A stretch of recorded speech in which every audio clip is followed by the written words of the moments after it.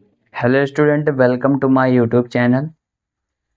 तो मेरे छोटे प्यारे भाई बहनों, आज हम आप लोगों को केमिस्ट्री नहीं पढ़ाएंगे।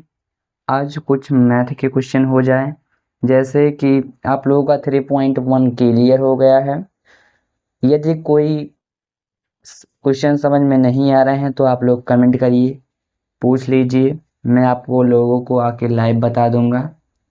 तो हम इसी के साथ 3.2 का क्वेश्चन स्टार्ट करने वाले हैं, जो कि पहला क्वेश्चन आता है कि प्रतिस्थापन विधि को कैसे हल किया जाता है। ठीक, तो एक एग्जाम्पल हम बताते हैं, पहले समझ लीजिए एग्जाम्पल कैसे लगता है, यानी कि प्रतिस्थापन विधि को कैसे हल किया जाता है।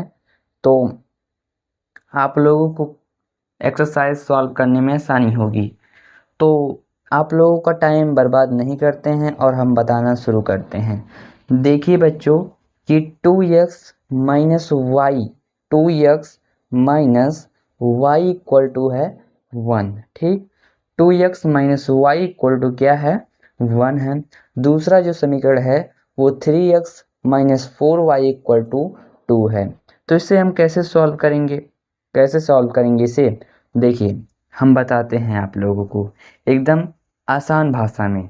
पहले तो हमें देखना होगा कि जो ये 2x माइनस वाई है किससे समीकरण आसानी से बन जाएगा। ठीक, किससे समीकरण आसानी से बनेगा, तो हमें समीकरण एक से इसे मान लेते हैं, समीकरण एक, इसे हम क्या मान लेते हैं, इसे हम समीकरण एक मान लेते हैं और इसे समीकरण दो मान लेते हैं। ठीक, यहाँ तक आप लोग को समझ में आया होगा। अब हम देखो समीकरण एक माने तो हम लिखेंगे समीकरण एक से, क्या लिखेंगे यहाँ पे, समीकरण एक से। ठीक, समीकरण एक से लिखेंगे, तो समीकरण एक से हम लिखते हैं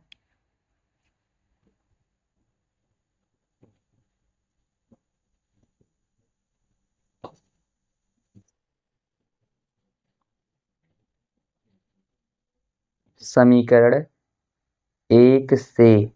ठीक, तो समीकरण एक से तो ये हो जाएगा 2x minus Y equal to 1। ठीक, अब जो ये y है इसको हम उधर भेज देते हैं, या फिर 2x जो है इसको उधर भेज देते हैं। तो हम y को उधर भेजते हैं, ये हो जाएगा 2x इधर रहेगा, 1 प्लस वाई उधर चला जाएगा y। तो यहाँ से हो जाएगा x equal to 1 plus Y upon 2। यहाँ तक आप लोगों को समझ में आया होगा अच्छी तरीके से।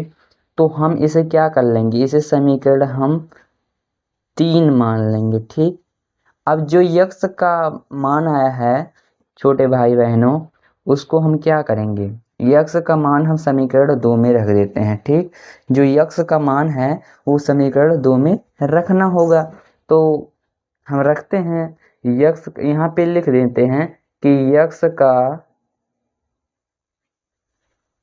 मान समीकरण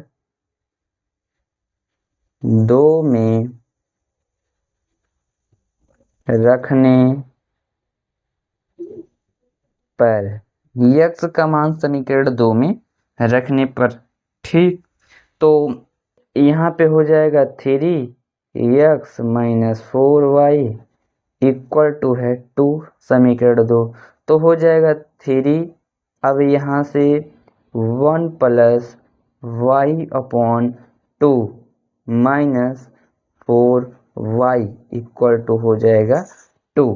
ठीक, तो इसका मल्टी करा देते हैं, इसका मल्टी कराएंगे तो क्या बनेगा, ये हो जाएगा 3 plus 3y upon 2 minus 4y upon हो इक्वल टू हो जाएगा 2। ठीक, इक्वल टू 2 हो जाएगा। उसके बाद क्या होगा, अब इसका एलसीएम जो होगा, इसका एलसीएम क्या होगा, इसका एलसीएम जो होगा, इसका एलसीएम 2 होगा। ठीक, इसका जो एलसीएम होगा वो हो जाएगा 2। ठीक, इसका एलसीएम 2 होगा।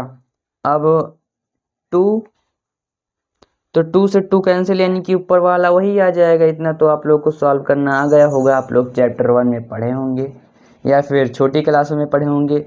ये हो जाएगा 3y। ठीक, अब ये देखिए, ये हो जाएगा 4,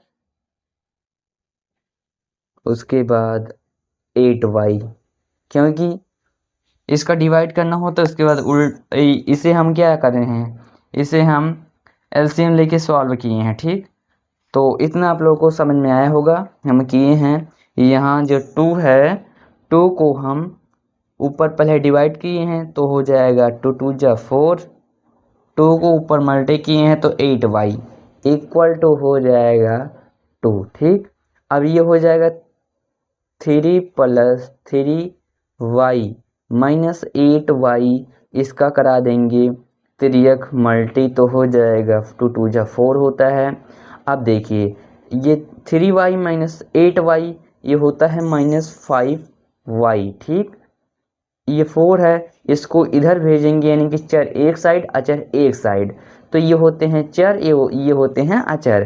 ठीक, तो ये हो जाएगा -3। देखिए यहाँ पे हो जाएगा -5y, ये हो जाएगा 1, y इक्वल टू ये हो जाएगा 1 इतना। y का मान जो निकल के आया बच्चों, ये हो जाएगा -1/5। ठीक, -1/5 निकल के आया y का मान। देखिए एक बार फिर से, ये हो जाएगा 3 + 3y माइनस 8y। ठीक, यहाँ तक समझ में आया होगा। ये हो जाएगा 4, क्योंकि 3 मल्टी हुआ है यहाँ पे, ऐसे 3 मल्टी हुआ है।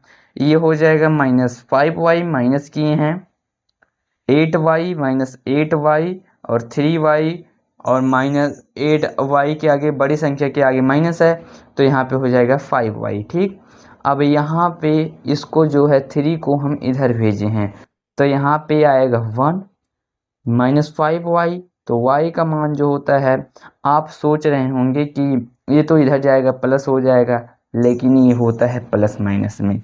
ये मल्टी है तो सीधा मल्टी -1/5 y का मान आ जाएगा। अब y का मान समीकरण 3 में या फिर समीकरण 1 में रख देते हैं, तो y का मान हम समीकरण 3 में रखते हैं। y का मान समीकरण 3 में रखने पर, ठीक, समीकरण 3 में रखने पर, समीकरण 3 में रखने पर, समीकरण 3 में रखने पर,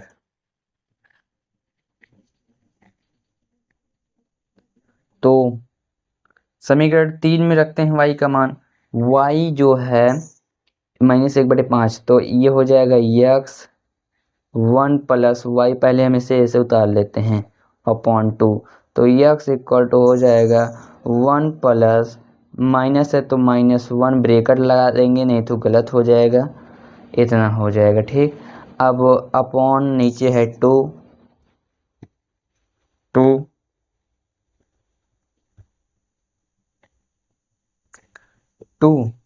यहाँ कितना होगा, x इक्वल टू हो जाएगा 1 और ये हो जाता है प्लस माइनस माइनस होता है /5, तो अपॉन इसके हो जाएगा 2, x इक्वल टू हो जाएगा 5, एलसीएम ले रहे हैं यहाँ पे -1, 5/2, तो ये यहाँ से जो हो जाएगा x इक्वल टू 4/5/2। ठीक, तो यहाँ पे मान लेते हैं 1, क्या मान लेते हैं, 1 मान लेते हैं, 1 मान लेते हैं। इसका इसमें मल्टी होता है, इसका इसमें मल्टी होता है, ये हो जाएगा x बराबर 4 और 5 दोनों होता है 10, काट देते हैं, 2 दूनी 4, 2 पंचे 10, यानी कि जो x का मान आया वो 2/5 आया। तो यहाँ तक आप लोगों को बेसिकली समझ में आ गया होगा। यहाँ तक आप लोगों को बेसिकली समझ में आया होगा कि हमें प्रतिस्थापन विधि कैसे सॉल्व करनी होती है। प्रतिस्थापन विधि एक बार फिर से प्रश्न को देख लीजिए यहाँ से।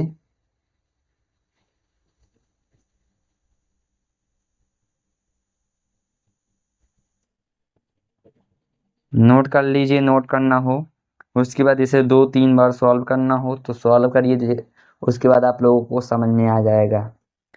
पहली बार तो कठिनाई होती है सब चीज़ में। जैसे एक बार फिर से हम आप लोगों को समझाते हैं कि यहाँ समीकरण 1 से लिखेंगे, जिससे आप लोगों को आसान लगता है समीकरण बनाना उसी से आप लोग करेंगे। उसके बाद समीकरण 1 से करेंगे तो यक्स का मान इतना निकल के आया, यक्स का मान आप समीकरण 2 में रखेंगे।